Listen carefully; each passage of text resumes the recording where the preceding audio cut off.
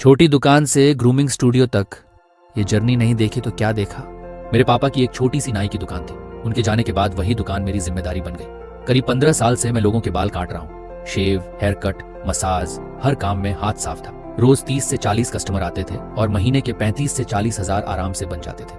जिंदगी ठीक चल रही थी। फिर एक दिन सामने बड़ा सा मॉल बन गया। कुछ ही समय में वहाँ रेयान शॉप की चमचमाती ब्रांच खुल गई।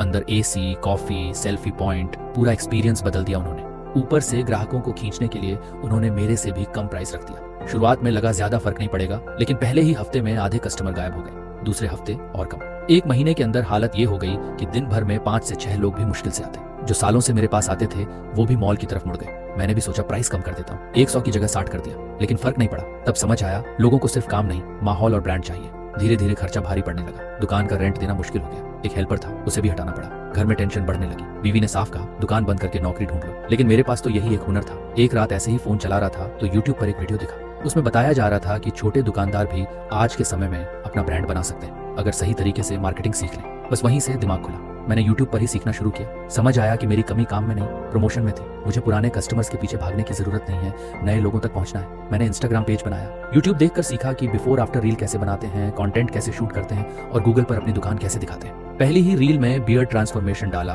करीब 15,000 व्यूज मिल गए। फिर एक बुजुर्ग का मेकओवर डाला, वो 50,000 तक पहुंच गया। धीरे धीरे लोग पूछने लगे भाई दुकान कहाँ है। एक महीने के अंदर इंस्टाग्राम पर 10,000 फॉलोअर्स हो गए। लोग खुद कॉल करके अपॉइंटमेंट लेने लगे। मैंने भी कॉन्फिडेंस के साथ रेट बढ़ाना शुरू किया। 100 से 200, फिर 300 और आज 500 का प्रीमियम हेयर कट देता हूँ। 3 महीने में दुकान का पूरा लुक बदल दिया। एसी लगवाया, इंटीरियर ठीक कराया और नया नाम रखा काकू ग्रूमिंग स्टूडियो। अब हाल ये है कि मॉल सामने है, लेकिन भीड़ मेरी दुकान पर ज्यादा होती है। आज समझ आया सिर्फ हुनर काफी नहीं होता, उसे दिखाना भी आना चाहिए। अगर तेरी भी दुकान पर पहले जैसी भीड़ नहीं रही, कंपटीशन बढ़ गया है या कस्टमर दूर जा रहे हैं तो रुक मत। यूट्यूब खोल, सीख और अपने काम को नए तरीके से लोगों तक पहुंचा।